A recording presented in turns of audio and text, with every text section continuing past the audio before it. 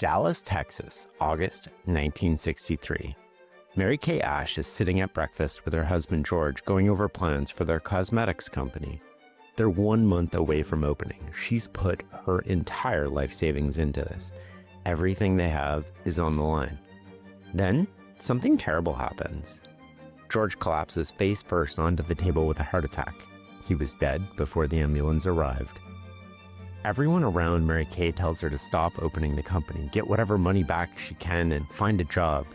You can't do this alone, her accountant says. You're going to go bankrupt. Mary Kay doesn't say anything. She buries her husband.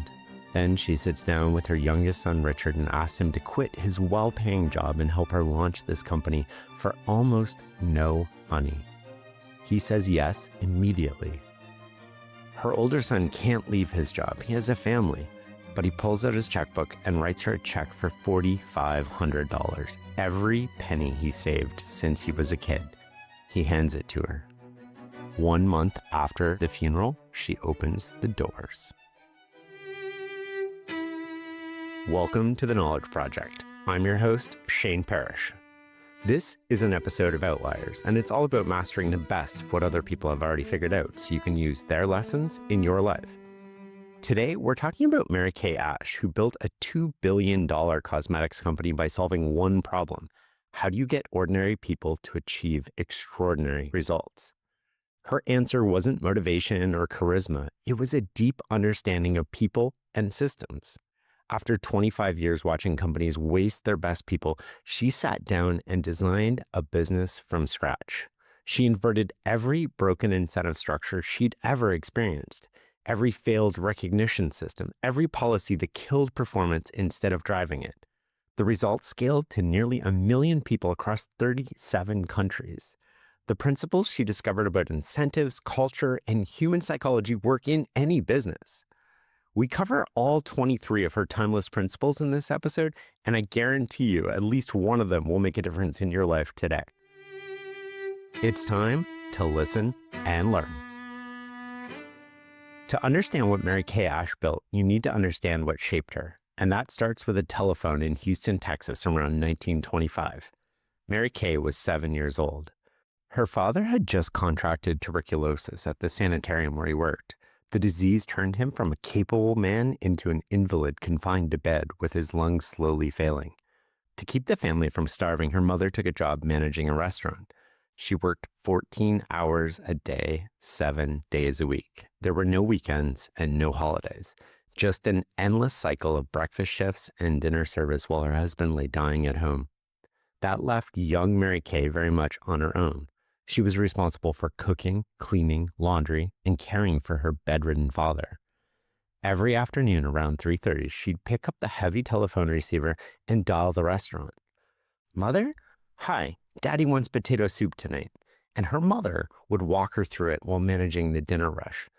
"Potato soup. Okay, honey. First, you grab the big pot, step by step, patiently explaining each detail. And always, she'd end the same way. "You can do it, Mary Kay. You can do it." Talk about belief before ability. Her mother had no choice but to believe in her. There was no one else. Mary Kay had no choice but to rise to that belief and believe in herself. Those phone calls continued for years. Each call embedded the same pattern deeper. Someone believes you can do something difficult, therefore you can. You must. That phrase, "you can do it," became so deeply wired into her that decades later, it would become her company's unofficial motto. She'd repeat it to thousands of consultants, willing them to accomplish what they didn't think possible. She built an entire company around one idea. Ordinary people can achieve extraordinary things if someone believes in them loudly enough, consistently enough, and relentlessly enough. But first, she had to survive 25 years in corporate America.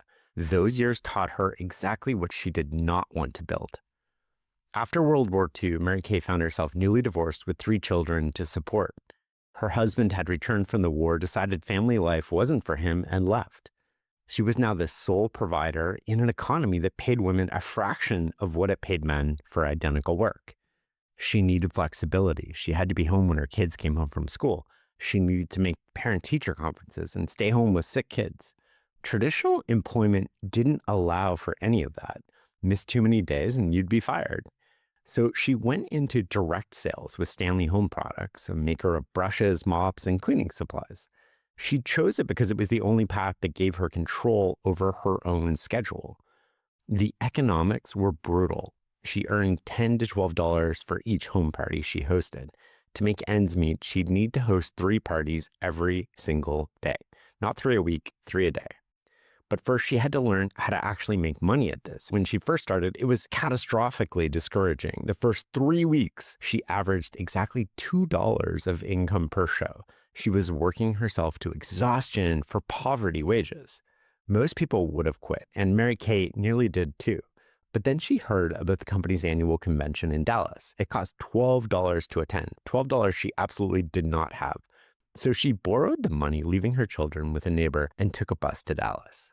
Several hundred Stanley dealers filled the convention hall, and Mary Kay sat in the back, watching everything with an eye for detail. The company president, F. Stanley Beveridge, took the stage to crown the Queen of Sales. The winner walked up to thunderous applause, and then Beveridge presented her prize, an alligator handbag, a status symbol that announced to the world, "I am successful." After the ceremony, Mary Kay walked up to Stanley and introduced herself. Then she looked him in the eye and told him she would be the Queen of Sales next year. He paused and studied her face for a moment, and then he said 5 words. "Somehow, I think you will." Something shifted in that moment. Someone with real authority had looked at her, a struggling single mother making only a few dollars per day, and believed she could do something extraordinary. She left Dallas and got to work. She started studying the current Queen of Sales presentation. She memorized it until she could deliver it in her sleep. But memorization wasn't enough. She needed a system. So she started writing weekly sales goals and SOAP on her bathroom mirror. Every night before bed, she'd update the numbers in the corner: shows completed, money earned. Years later, she wrote about what those days looked like. She said, "When I first started supporting my family as a Stanley dealer, I only had room for 3 things: God, family, and career.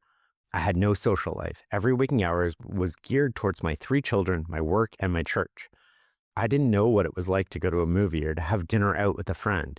My entire day was planned around the children's schedule with military precision. I got up at 5 o'clock so that I could do my housework before they arose. Then I gave them a good breakfast and got them off to school.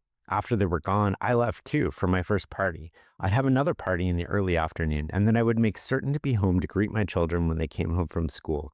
I gave them their dinner and got them ready for bed. Then at 7 o'clock, I would leave for my evening party." She was only sleeping 5 or 6 hours a night, working from 5 a.m. until 10 p.m., and seeing her children only in brief windows, and earning maybe $30 a day on a good day, and most days less. It was barely survival. But this is when something changed. She became what she called a follow-through person. And this is one of the key ideas that I took away from her. And it started with the basics: correspondence, returning phone calls, letters. And she writes, "Correspondence is an area in which most people often fail to follow through.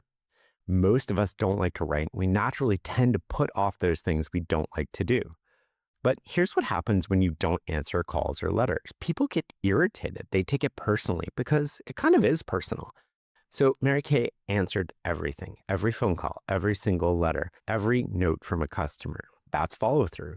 But the real breakthrough came from a story she'd heard about an efficiency expert named Ivy Lee and an industrialist named Charles Schwab.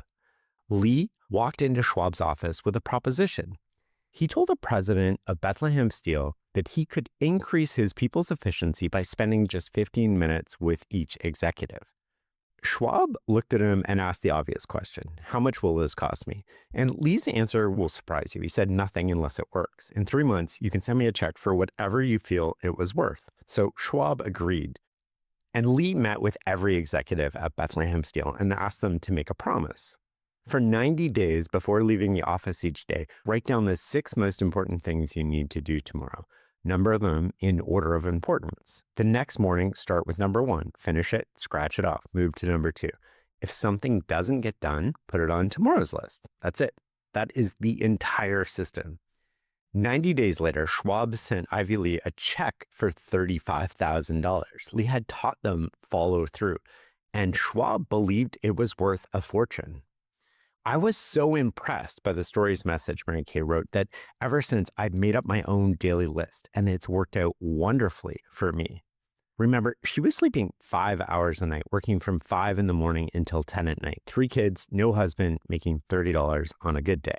That list kept her sane. It kept her going.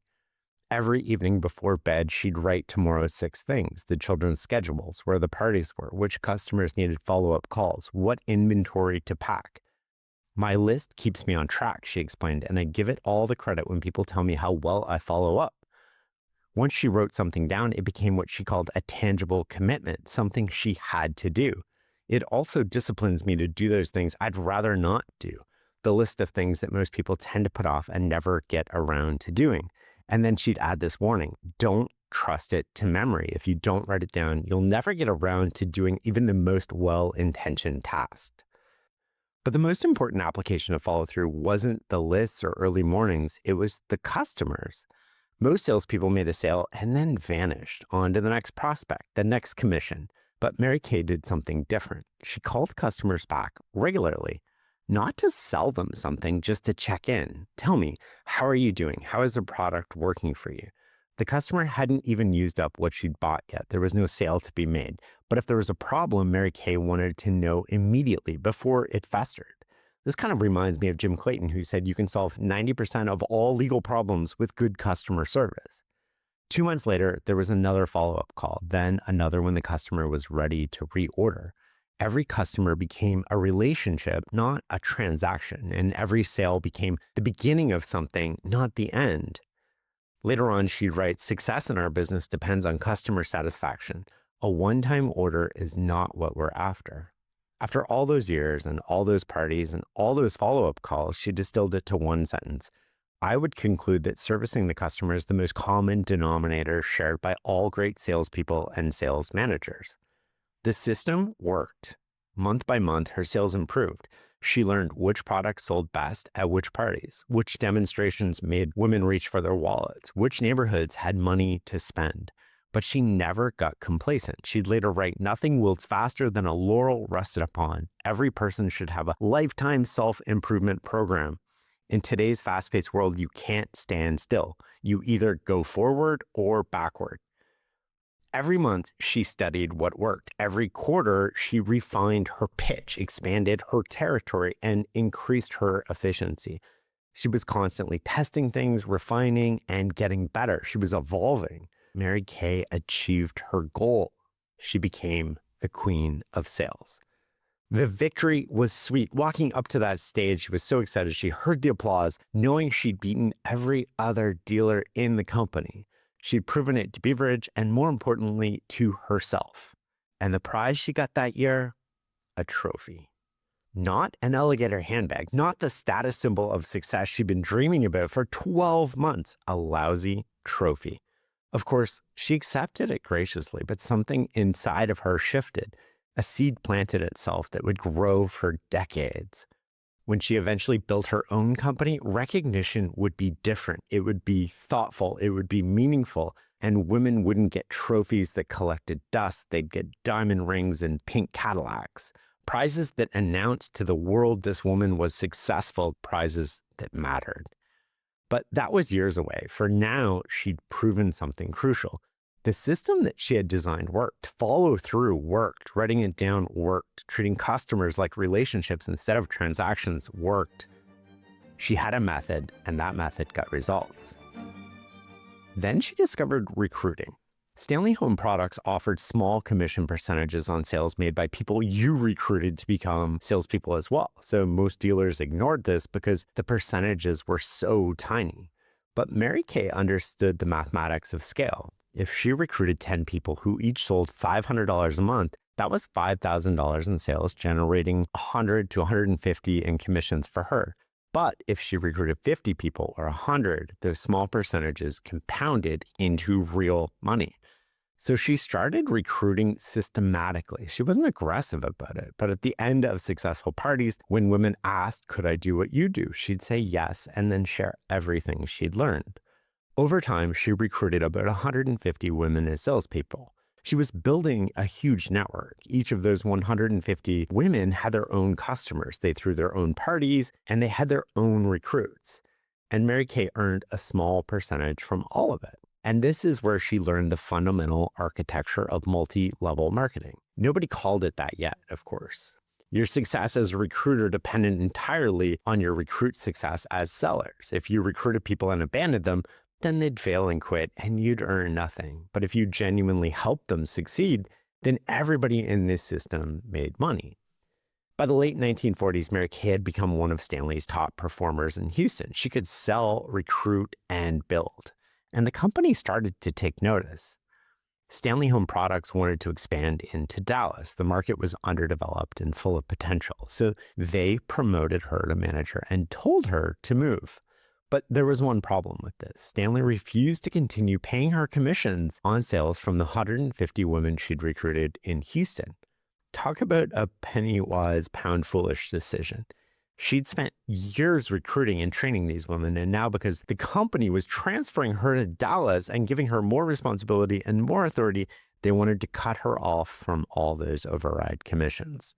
She'd have to start over from scratch while someone else inherited her entire Houston network and collected commissions on the relationships she'd spent years building. So Mary Kay protested, of course. Moving cities shouldn't mean abandoning everything you created, but Stanley's policy was clear. Commissions were tied to geography. If you left the territory, you left the commissions. So she was faced with an impossible choice: refuse the promotion, stay in Houston, or accept the promotion and abandon her income stream. Frustrated, but seeing no other option, she moved to Dallas and started from scratch. The experience left her bitter. And years later, when she designed her own company's compensation structure, she eliminated geographic restrictions entirely. Consultants could move anywhere and keep their teams because Mary Kay remembered what it felt like to lose everything just for changing cities. So after proving herself at Stanley, she moved to World Gift Company in Dallas, and her assignment there was to build their direct sales operation. So she spent the next 11 years, from 1952 to 1963, doing exactly that. She helped expand their sales network to 43 states, recruiting and training hundreds of salespeople. She increased company turnover by 50% in a single year, and she developed training materials. She tested different compensation structures. She was, by any objective, one of the most valuable employees World Gift had ever had. And then came the moment that would change everything. Mary Kay trained a man to work under her. She doesn't mention his name. He was capable enough. He was smart. He was personable and, good in front of groups. He was a solid hire, she thought. The company's leadership agreed. Within months, they promoted him to be her supervisor. And here, she recruited him, she trained him, she taught him everything he knew about the business, and now he would be supervising her. And his salary would be approximately double hers. When Mary Kay protested, and of course she protested, she was told something considered perfectly reasonable in 1963. Men needed more money because they had families to support.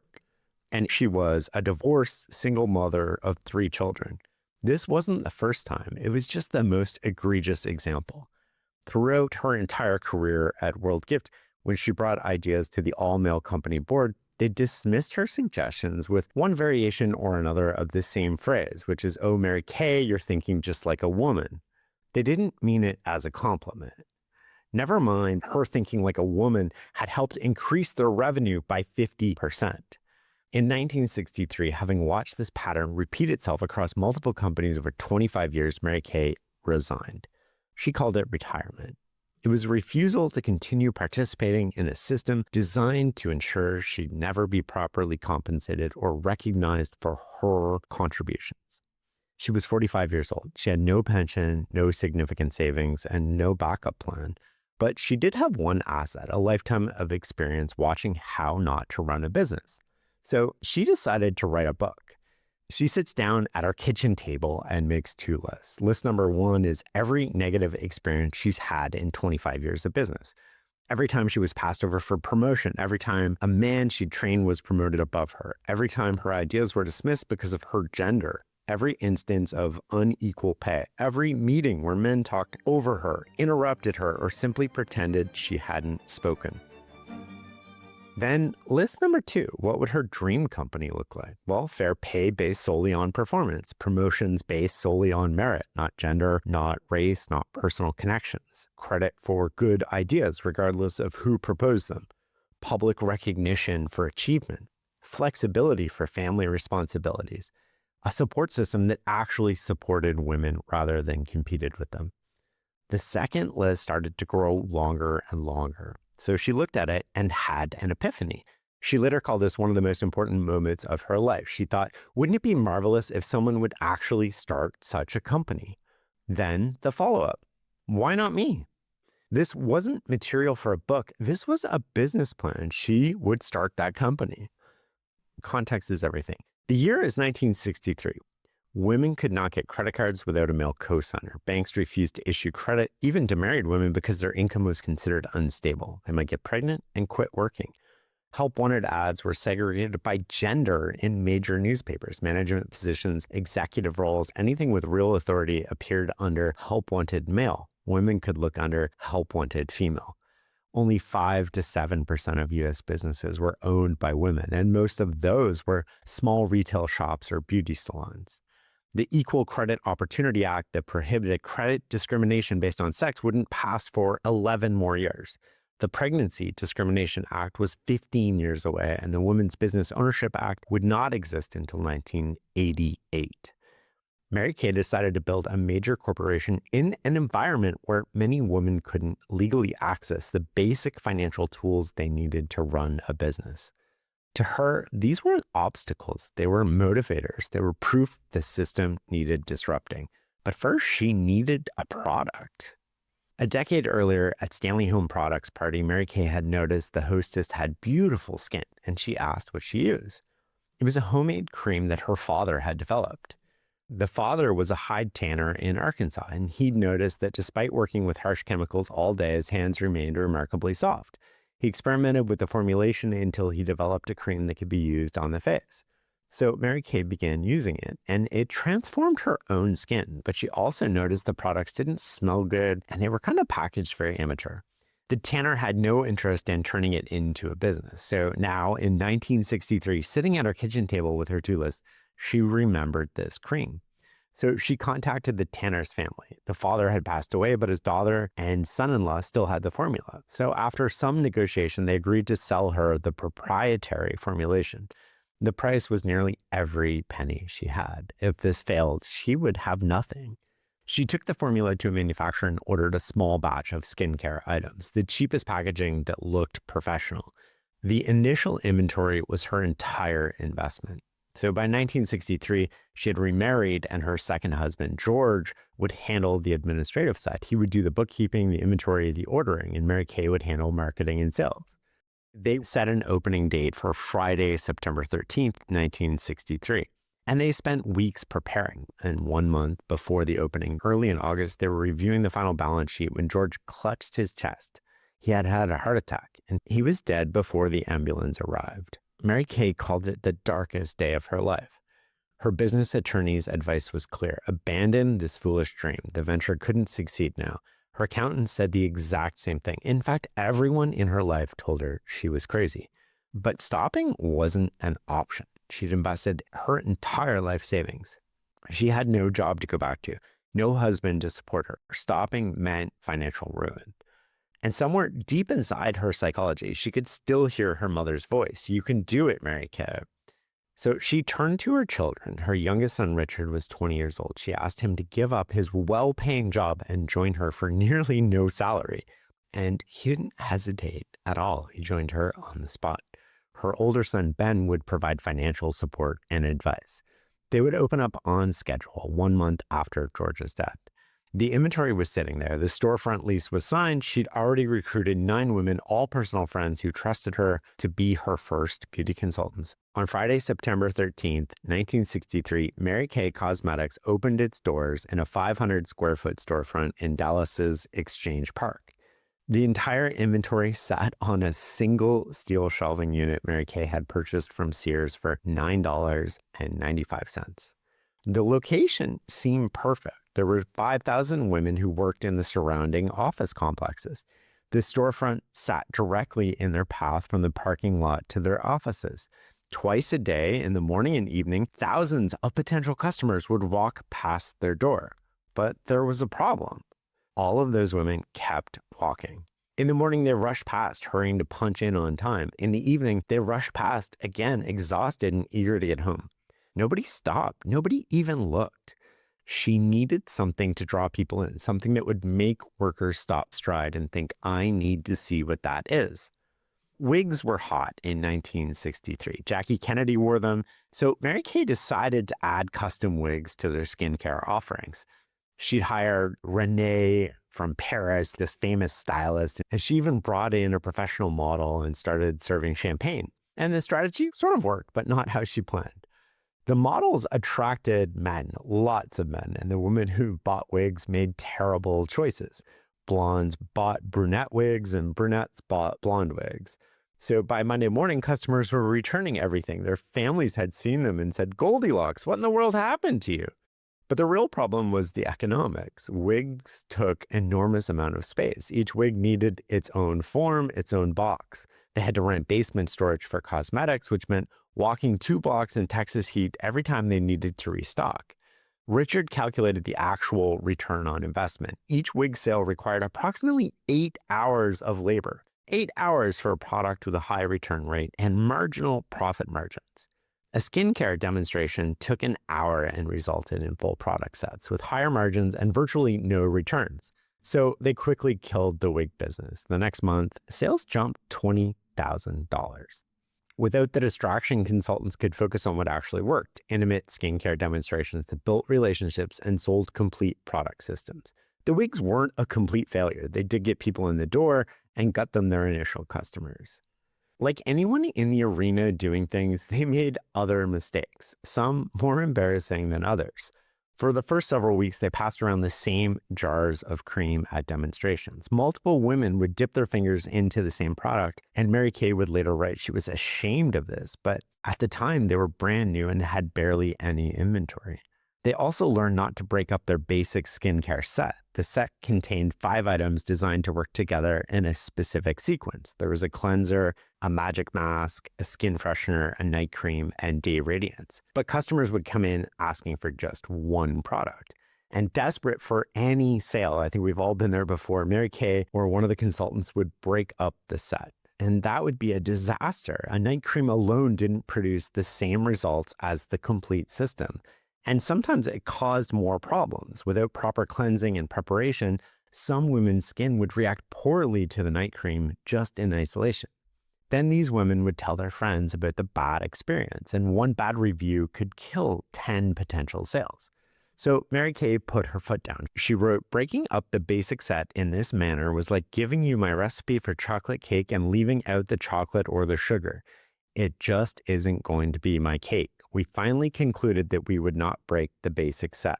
We decided we would rather face a customer's initial ire than having her fail to get the desired results. Mary Kay experimented constantly in those early months. She did sales presentations herself. She conducted facials in customers' homes, and she loved it. Relationship building had been her bread and butter for 25 years. But she discovered her presence was setting the wrong tone. Customers would say, you own this company and you're at my house giving facials? Must be an awfully small company. And rather than being impressed, they'd assume that the company was tiny and the products couldn't be very good. And this was a really painful lesson for her because she loved being close to customers, but her presence was hurting the brand. So she stepped back and left demonstrations to her consultants, focusing instead on training them to be as excellent as she was. She turned her energy to designing the business model. And here's where her genius becomes truly visible, because every single policy and principle that she created and followed was a direct response to something that she'd experienced. Mary Kay's business model inverted everything that had been done to her over 2.5 decades. But more fundamentally, it was built on what she called golden rule leadership. Treat people the way that you want to be treated. She'd been treated unfairly, disrespectfully, and dismissively. So she built a company that treated women with dignity. She'd been denied opportunity, so she would create opportunity for others. Another principle guided everything as well. Help other people get what they want and you'll get what you want. This was her actual business strategy. And this makes a lot of sense. This is reciprocity. It's go positive and go first in action. Mary Kay reasoned that if she helped a woman achieve financial independence, flexibility, gave them recognition and success, then her company would succeed as a natural consequence. And she was 100% correct. The consultant's success and the company's success were the same thing. And with those philosophies as a foundation, she designed specific policies. I'll give you some examples. Problem one, she'd been repeatedly passed over for promotions in favor of those less qualified. So her solution to this was a pure meritocracy. But there was no glass ceiling, there was no subjective evaluations, no politics. Any consultant who met the clearly defined sales targets could rise to sales director, regardless of age, education, background, race, or connections. Performance was the only thing that mattered. Competence mattered. Here's another problem. When she'd moved cities, she'd lost her customer base and had to start over from scratch. Military wives face this constantly. So her solution to this was no sales territories. Consultants could sell anywhere, recruit anyone, keep their teams no matter where they moved, relocate from Dallas to Denver, and your commissions continued. This created collaboration instead of territorial competition. In most direct sales companies, consultants viewed each other as threats. At Mary Kay, they were potential teammates. A brief word on competition here for a second. Mary Kay was intensely competitive, but only with herself. She built that into her business model. The company held competitions constantly, but never where there could only be one winner, at least not at the start. They'd set high sales targets, and if everyone hit the target, everyone won the prize. So if 50 consultants all sold $5,000, then all 50 were celebrated. And this inverted the traditional competitive model.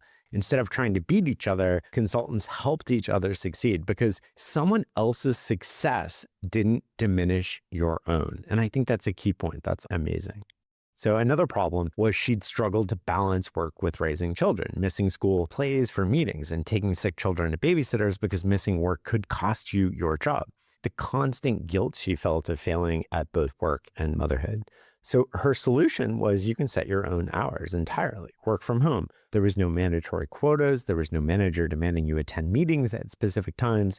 You could scale your effort up and down as your life evolved. If your child was sick, you stayed home. If your daughter had a recital, you went. If you needed to take the summer off, you could. This was decades before anyone else ever used the phrase work-life balance, and Mary Kay built it into her structure because she knew from personal experience what happened when women didn't have it. Problem 4, her ideas had been dismissed because male bosses said she was thinking like a woman. What they meant was she was emotional and not strategic, relationship focused and not numbers focused. So her solution to this was she made thinking like a woman basically a job requirement. The very qualities corporations devalued became her competitive advantage. Empathy, intuition, and relationship skills. The ability to make someone feel heard and valued was more important than making a hard sell. In traditional corporations, these were soft skills. They were kind of nice to have, but not essential. And at Mary Kay, they were the essential skills. Everything else was secondary. Problem 5, despite exceptional performance, she'd never received real recognition. Do something extraordinary and it went unnoticed. Make a mistake and everyone heard about it. So her solution to this was to build the most elaborate recognition system in business history. We're going to talk more about this in a bit. But Mary Kay understood a fundamental principle here. Everyone has an invisible sign hanging from his or her neck saying, "Make me feel important." Never forget this message when you're working with people. I love this. This is so true. Imagine everyone you see today has a sign around their neck saying, "Make me feel important." What do you think would happen if you approached life like that and you made everyone you interacted with just for a day and then you turn that into a week or a month and you made them feel important? So Mary Kay knew what it was like to work yourself to exhaustion and have nobody notice. She knew what it felt like to be unrecognized. She knew what it felt like to be counted out. So she knew that recognition could fuel performance in ways that money alone never could. What do we need for recognition? It needs to be public, it needs to be specific, and it needs to be frequent. So she created an entire awards infrastructure. There were pins for achievement levels, ribbons, trophies. She established competitions with prizes, not cash. Cash tended to disappear into household budgets, but prizes were visible, permanent, constant reminders of achievement. They were status symbols. The very thing that she was after when she wanted that alligator bag and she won her trophy instead. So she made sure that recognition happened in front of your peers. At company meetings, she'd call consultants to the stage one by one and celebrate their accomplishments in detail. For major achievements, the prizes got bigger and bigger. Diamond rings, fur coats, and eventually the famous pink Cadillacs. Mary Kay started with 9 beauty consultants. They were all personal friends. They weren't experienced saleswomen. They were housewives, secretaries, mothers who needed flexible work and extra income. After 1 year, the company had grown to 200 people. And Mary Kay set her sights even higher. At their first annual convention in September 1964, she stood before those 200 women and declared that by next year's convention, they'd have 3,000 people in their sales force. 3,000. That is a 15-fold increase in 1 year. And the audience applauded politely, of course. But you can imagine what some of them were thinking. Mary Kay has lost her mind. This woman is crazy. 3,000 people is impossible. And Mary Kay saw it as inevitable if they just executed this system correctly. The numbers tell the story. In their first 3.5 months, they made a small profit of $34,000 in sales. In fact, they barely covered expenses. Mary Kay paid herself nothing, and Richard barely made minimum wage. Everything was reinvested. In their first full calendar year, however, 1964, they brought in $198,000, enough to prove that the concept worked. But by the end of year 2, that $198,000 had turned into $800,000, a 4-fold increase. And Mary Kay's impossible prediction of 3,000 consultants, they exceeded it. At the second annual convention, she declared they'd have 11,000 beauty consultants by the end of year 3. To understand what Mary Kay built, you need to understand direct sales. So traditional retail has multiple steps: manufacturer to distributor to retailer to customer. And each step adds a markup. So a jar of cream might cost the manufacturer $2 to make, and they sell it to the distributor for $3. And the distributor sells it for $5 to the retailer, and the retailer marks it up to $15. So the customer pays $15, but the manufacturer only sees $3.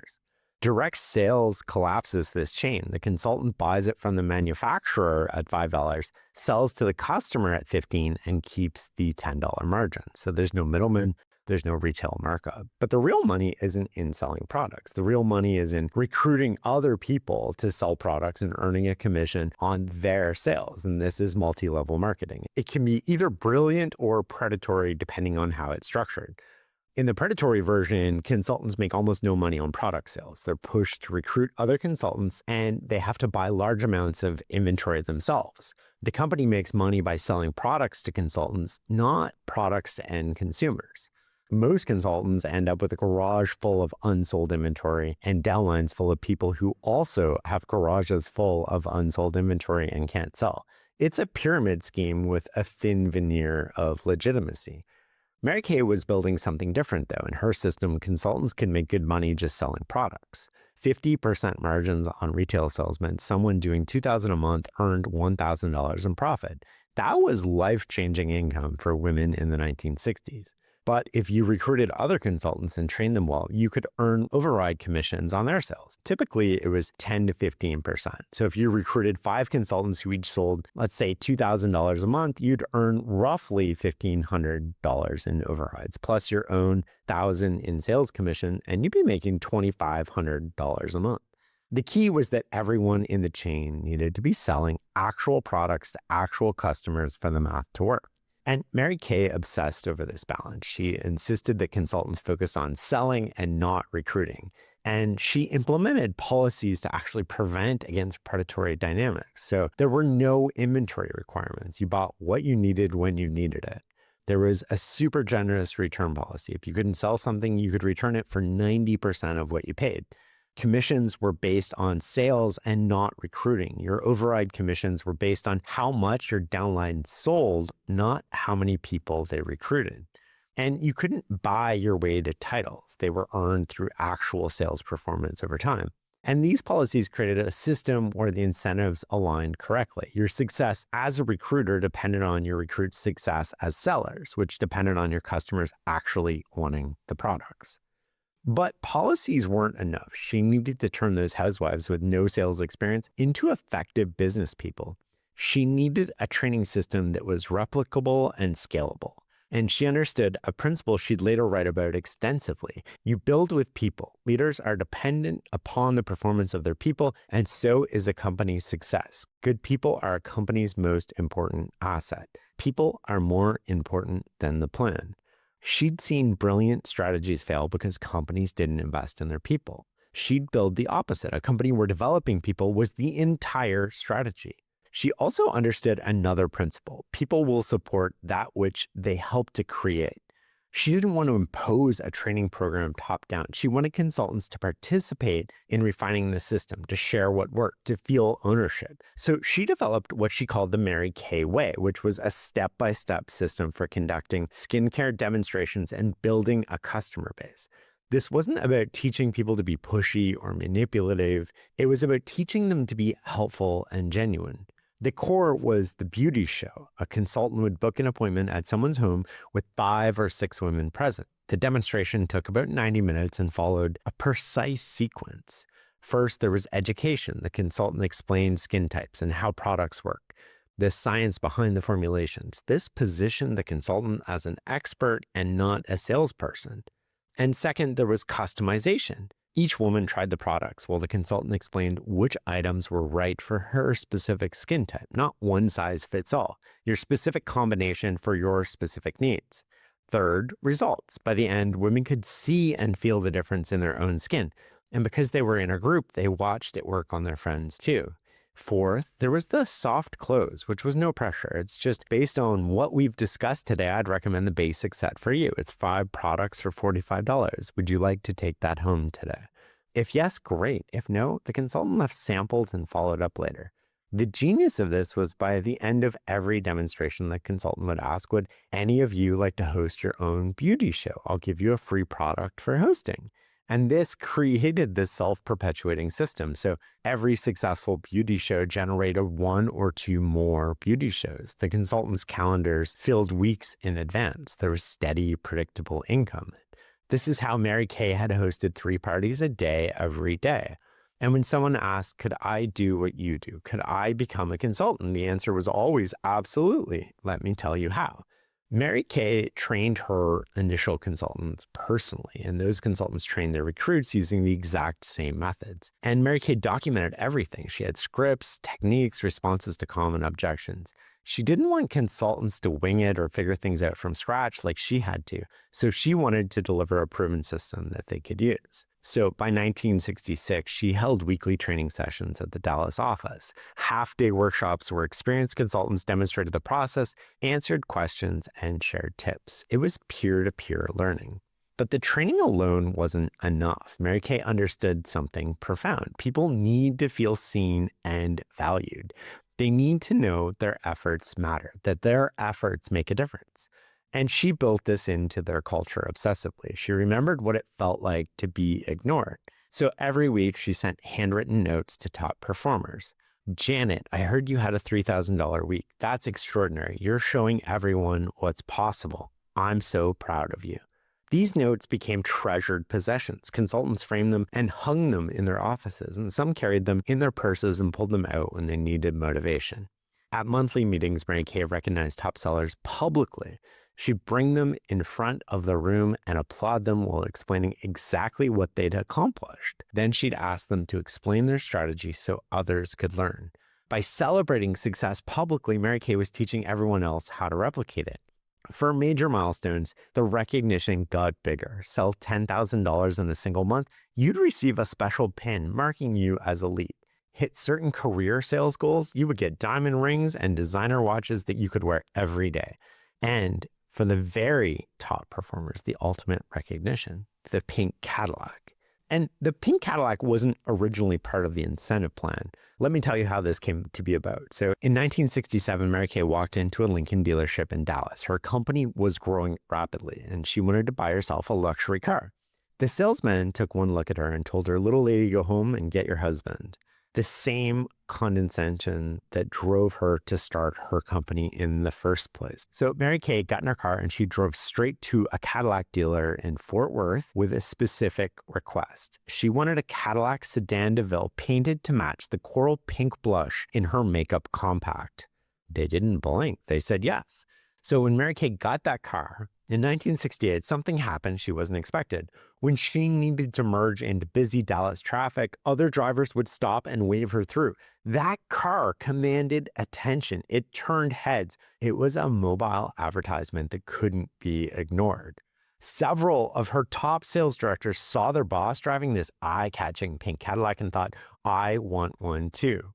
So they went out and bought their own pink Cadillacs with their own earnings. The car was proof of success that you couldn't hide in a bank account. When you drove a pink Cadillac through your neighborhood, everyone knew you'd achieved something extraordinary. At the 1969 Mary Kay convention, the company awarded brand new pink Cadillac Coupe de Villes to the top 5 salespeople. Each car cost about $6,000, double the average car price at the time. But Mary Kay was clever about how she did this. These cars weren't gifts. They weren't, "Here's $6,000, good job, go away." They were 2-year leases, and the company made the monthly payments as long as you maintained your sales performance.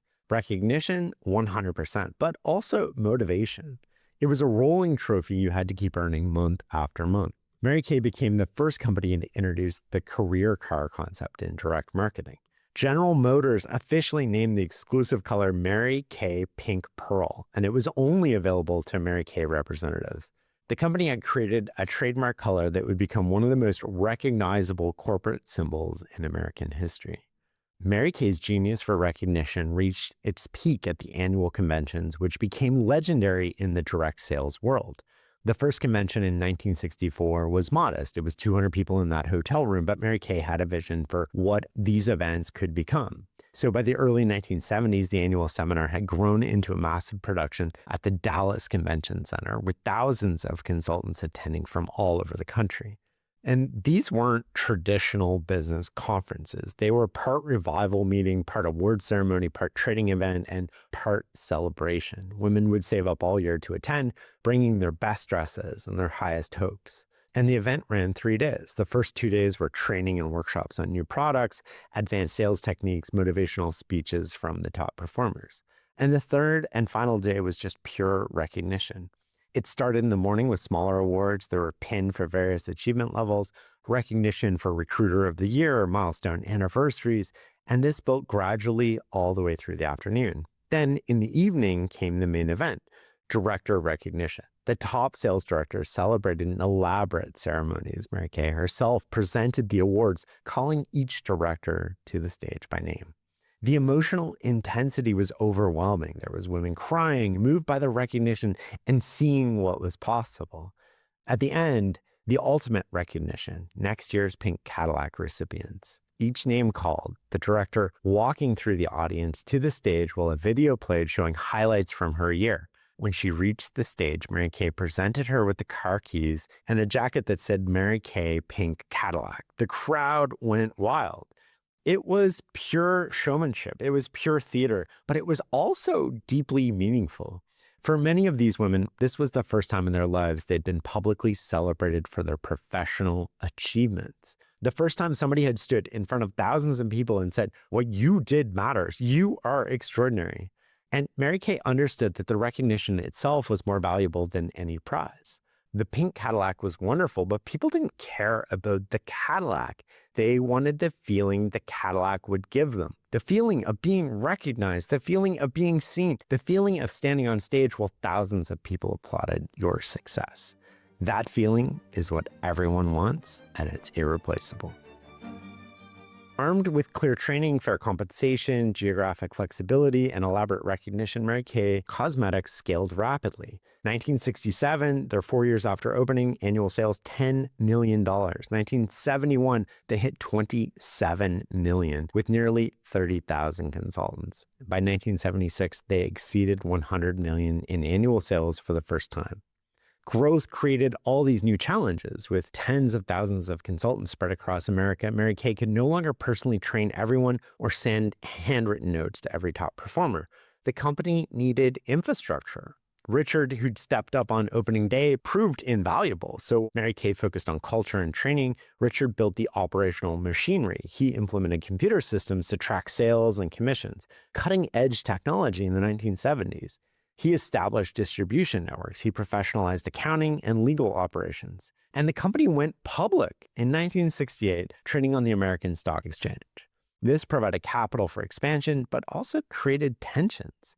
Wall Street wanted predictable quarterly earnings growth, and Mary Kay wanted to invest heavily in recognition and consultant support.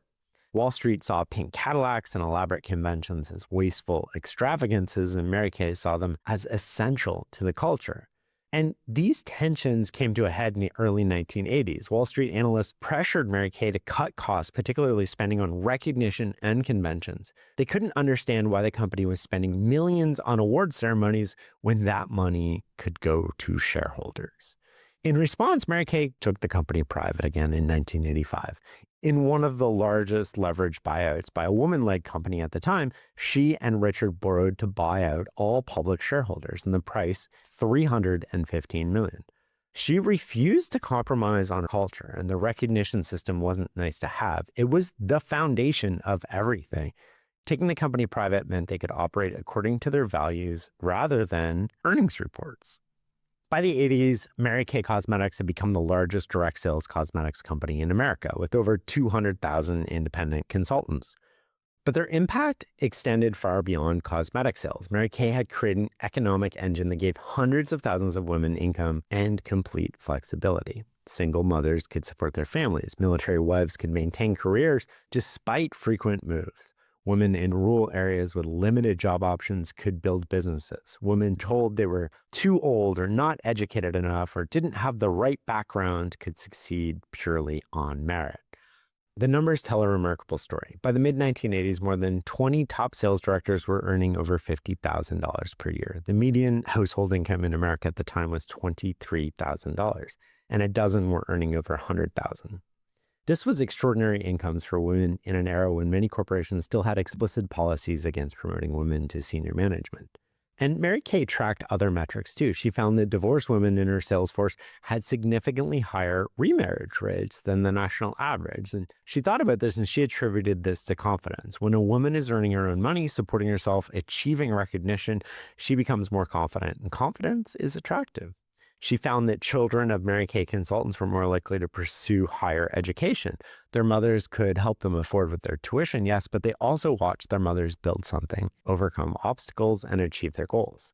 And she found that the bankruptcy rate among her consultants was lower than the national average, suggesting the business provided genuine financial stability rather than get-rich-quick fantasies. Mary Kay Cosmetics faced criticism as well. Critics pointed out that most consultants made only a modest income, a few $100s a month. The top performers, sure, they were earning $100,000, but they were outliers, and most treated it as a side hustle. And that was true. Mary Kay never promised everyone would get rich. You earned what you needed based on how hard you worked. Critics also pointed to pressure to recruit, suggesting this made it pyramid-like, and some consultants oversold the opportunity to friends and family, making it sound easy when it required a significant amount of effort. And this had a bit of merit, but Mary Kay had tried to counteract it through training and culture. She'd tell consultants, don't recruit someone unless you genuinely want to help them succeed. The real test of whether a multi-level marketing company is legitimate or predatory is, are consultants making money by selling products to customers or recruiting other consultants? And by that measure, Mary Kay largely passed. The company's revenue came primarily from product sales to end customers. The average consultant maintained reasonable inventory levels and not garages full of unsold merchandise. Mary Kay stepped back from operations in the 1990s, and she died in 2001 at age 83. And by then, Mary Kay Cosmetics had over 800,000 consultants in 37 countries, generating over $2 billion in sales. But her greatest legacy was what she proved about building companies. She proved that you could scale collaboration. She proved that recognition systems aren't soft, they're performance drivers. She proved that getting incentives right matters more than having the smartest people in the room. She proved that you don't have to choose between principles and profits. When Wall Street demanded she cut recognition spending to boost quarterly earnings, she bought the company back rather than compromise. She proved that culture isn't what you say, it's what you systematically reward. Every policy traced back to a specific problem that she'd experienced. Every system reinforced the behavior she wanted to see. And most importantly, she proved something about human psychology that people still miss today. Belief is contagious. Her mother believed a 7-year-old could run a household, and that 7-year-old grew up believing women could build businesses. And those women believed their recruits could succeed. Each generation of belief created the next.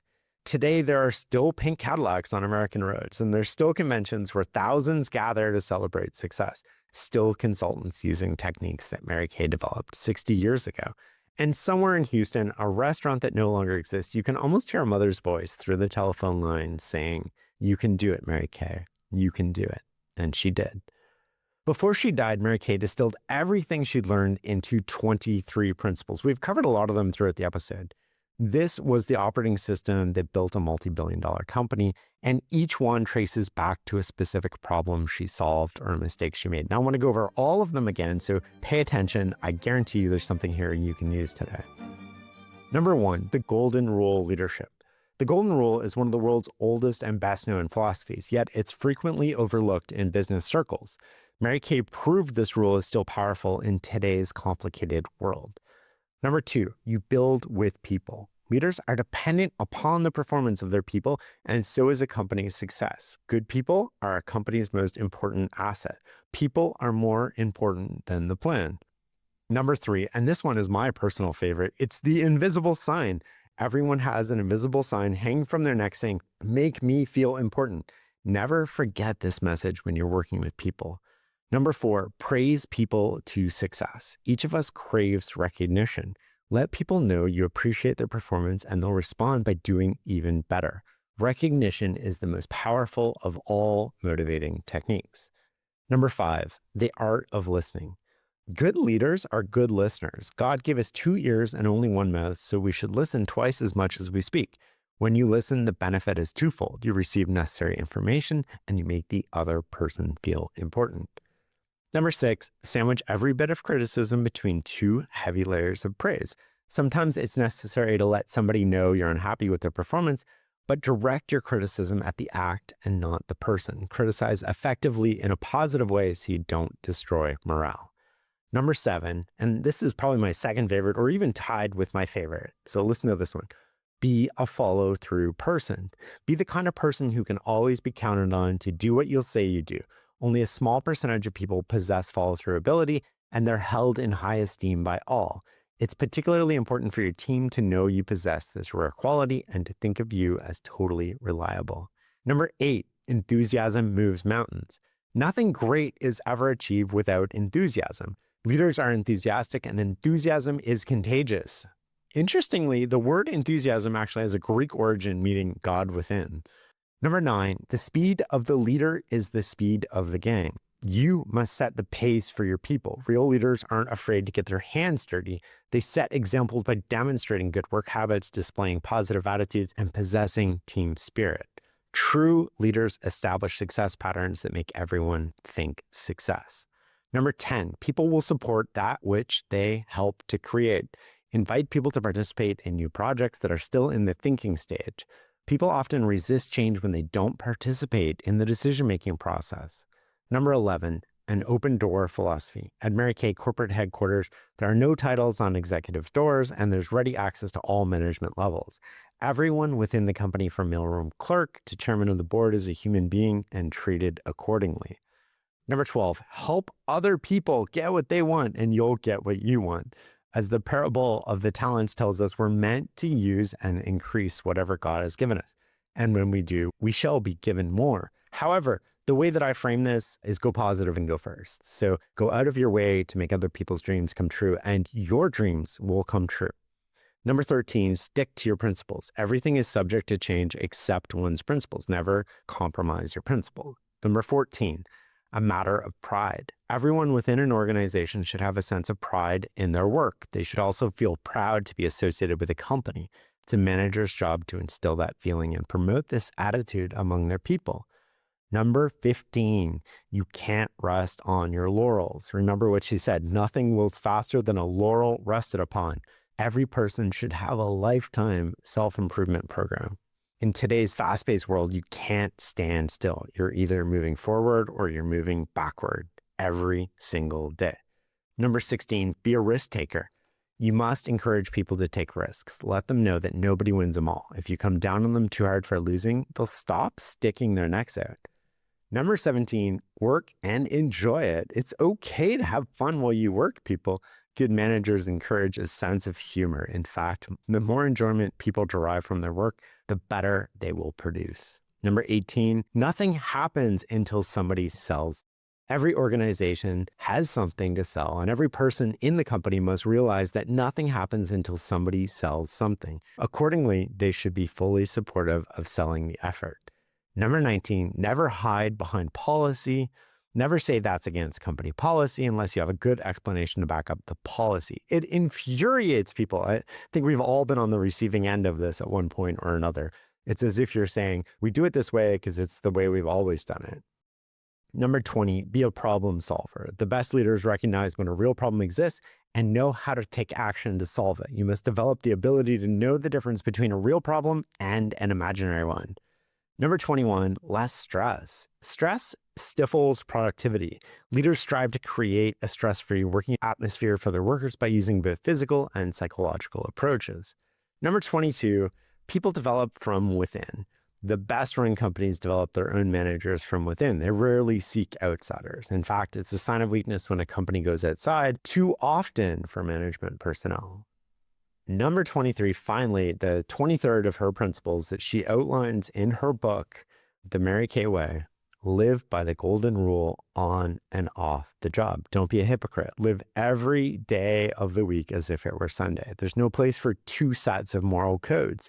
Conduct yourself in business with the same scruples that you would want your children to observe in their life. And I think that's a perfect place to end this episode. Thank you for listening and learning with us this week. I'll see you next week.